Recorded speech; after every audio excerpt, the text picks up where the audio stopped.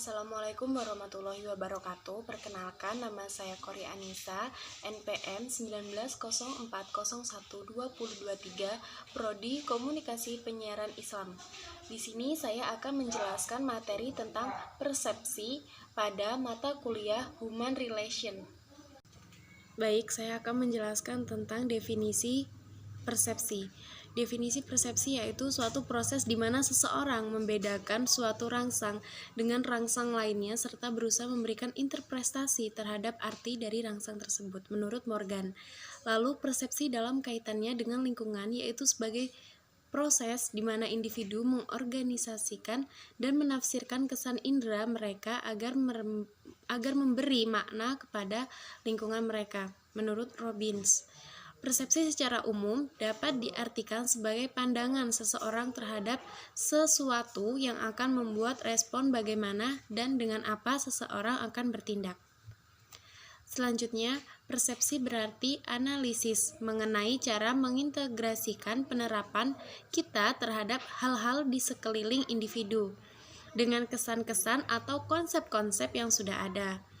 Dan selanjutnya mengenali benda tersebut. Contohnya, individu baru pertama kali menjumpai buah yang sebelumnya tidak ia kenali dan kemudian ada yang memberitahu bahwa buah itu adalah namanya mangga. Individu kemudian mengamati serta menelaah bentuk, rasa, warna, dan sebagainya. Lalu timbul konsep mengenai mangga dalam bentuk atau benak individu.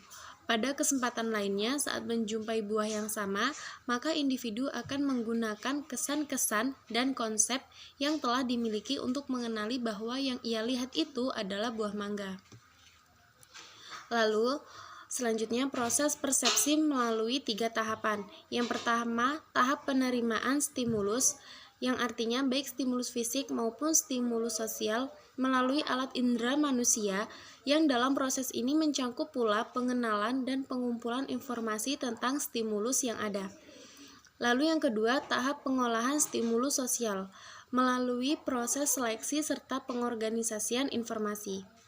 Lalu yang terakhir, tahap perubahan stimulus yang diterima individu dalam menanggapi lingkungan melalui proses kognisi yang dipengaruhi oleh pengalaman cakrawala atau alam semesta serta pengetahuan individu.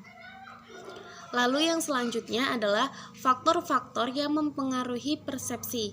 Ada 2 faktor, yang pertama faktor internal dan juga faktor eksternal. Nah, meskipun beberapa individu memandang pada suatu benda yang sama, mereka dapat mempersepsikannya berbeda-beda. Hal ini dipengaruhi oleh faktor. Yang pertama ada pelaku persepsi atau perceiver, lalu ada objek atau yang dipersepsikan, dan konteks dari situasi di mana persepsi itu dilakukan. Yang selanjutnya adalah macam-macam persepsi.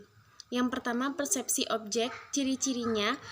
Yang pertama, yang dipersepsi adalah benda. Lalu, stimulus ditangkap oleh alat indera kita melalui benda-benda fisik, misalnya gelombang cahaya, gelombang suara, temperatur, dan sebagainya. Lalu, yang dilihat hanya sifat-sifat luar dari objek dan tidak memperdulikan perasaan objek yang diamati.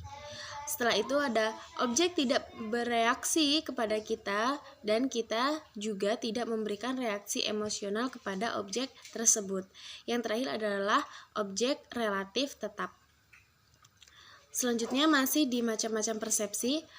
Dari persepsi objek itu terdiri dari persepsi jarak, persepsi gerak, dan persepsi total. Persepsi jarak contohnya, rel kereta api makin jauh nampak semakin mengecil, padahal tidak.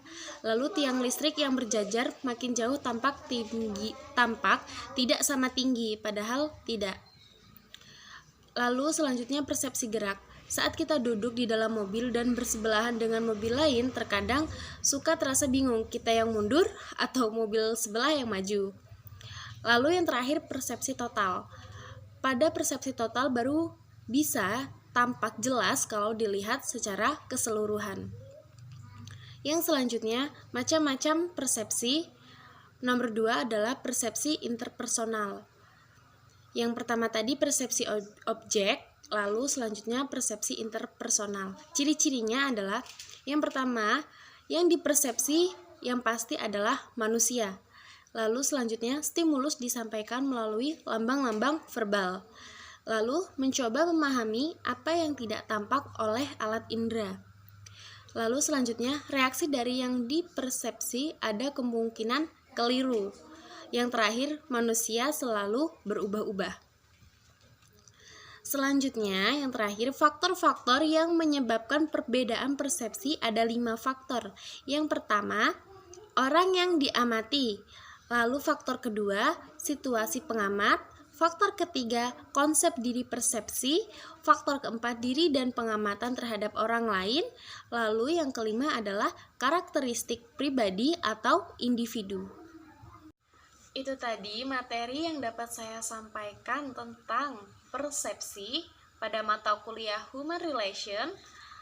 Sekian yang dapat saya sampaikan, semoga bermanfaat. Saya akhiri, wassalamualaikum warahmatullahi wabarakatuh.